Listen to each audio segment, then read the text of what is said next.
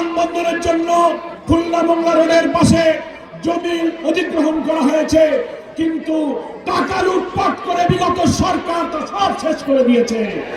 নতুন বাংলাদেশের স্থপতি হিসেবে আপনার কাছে আমাদের দাবি থাকবে, খুলনায় একটি আধুনিক বিমানবন্দর নির্মাণ করতে হবে।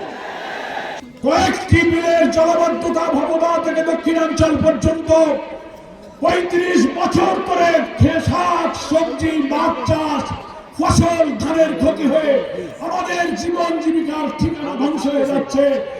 ইনশাআল্লাহ নতুন বাংলাদেশ নির্মিত হলে ৬০-এর দশকের রব্দা বাঁধ এবং দক্ষিণ অঞ্চলের উপকূলীয় কয়লা পাইকগাছা বটিয়াঘাটা বাকর অঞ্চলের উপকূলীয় অঞ্চলের টেকসই বাঁধ নির্মাণ করে এই অঞ্চলের কৃষি মৎস্যকে বাঁচিয়ে রাখতে হবে।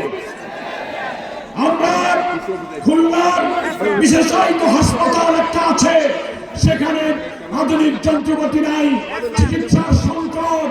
কর্তৃত্ববাদী শাসকেরা এক সময় এই হাসপাতালকে নিয়ে রাজনীতি করেছিল।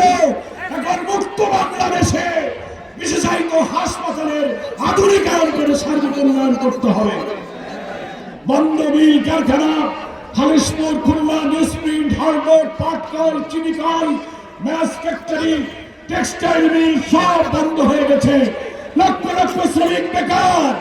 নতুন বাংলাদেশ যদি আমরা জামাতের নেতৃত্বে গড়তে পারি, বন্ধ মিল কারখানা চালু করে শ্রমজীবী দুঃখী মানুষের বুকে হাসি ফোটাতে হবে। সম্মানিত আমিরে জামাত, খুলনায় আপনি জেনে অবাক হবেন, একটা বিভাগীয় শহর, খুলনায় কোনো গ্যাস লাইন নাই। বাংলাদেশের সব প্রায় গুরুত্বপূর্ণ শহরে গ্যাস লাইন পৌঁছে গিয়েছে। আমাদের খুলনায় পাইপ লাইনের মাধ্যমে গ্যাস সরবরাহের দাবি আমাদের দীর্ঘদিনের।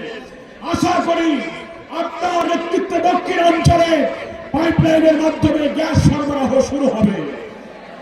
আরেকটি গুরুত্বপূর্ণ হলো, আপনি নিজেই জেনে বিস্মিত হবেন, বাংলাদেশের একমাত্র বিভাগীয় শহর হচ্ছে খুলনা, পুরাতন বিভাগীয় শহর, যে বিভাগীয় শহরে কোনো বিমানবন্দর নাই। আমাদের এখানে এয়ারপোর্ট না থাকায় মোংলা বন্দর, ব্যবসা বাণিজ্য, আমদানি রপ্তানি, বিদেশি পর্যটকেরা ঢাকা থেকে খুলনায় আসতে কষ্ট হয়। এই জন্য বিমানবন্দরের জন্য খুলনা মোংলা রোডের পাশে জমি অধিগ্রহণ করা হয়েছে, কিন্তু টাকা লুটপাট করে বিগত সরকার তা সব শেষ করে দিয়েছে। নতুন বাংলাদেশের স্থপতি হিসেবে আপনার কাছে আমাদের দাবি থাকবে, খুলনায় একটি আধুনিক বিমানবন্দর নির্মাণ করতে হবে। সর্বশেষ, সুন্দরবন হচ্ছে একটি ওয়ার্ল্ড হেরিটেজ। এটাকে আধুনিক পর্যটন কেন্দ্র বানিয়ে বিশ্বের পর্যটকদেরকে আকর্ষণ করার মতো এই সম্পদকে বাঁচিয়ে রাখার জন্য আপনার নেতৃত্বে বাংলাদেশের মানুষের গণ আকাঙ্ক্ষার সরকার আশা করি পদক্ষেপ গ্রহণ করবে।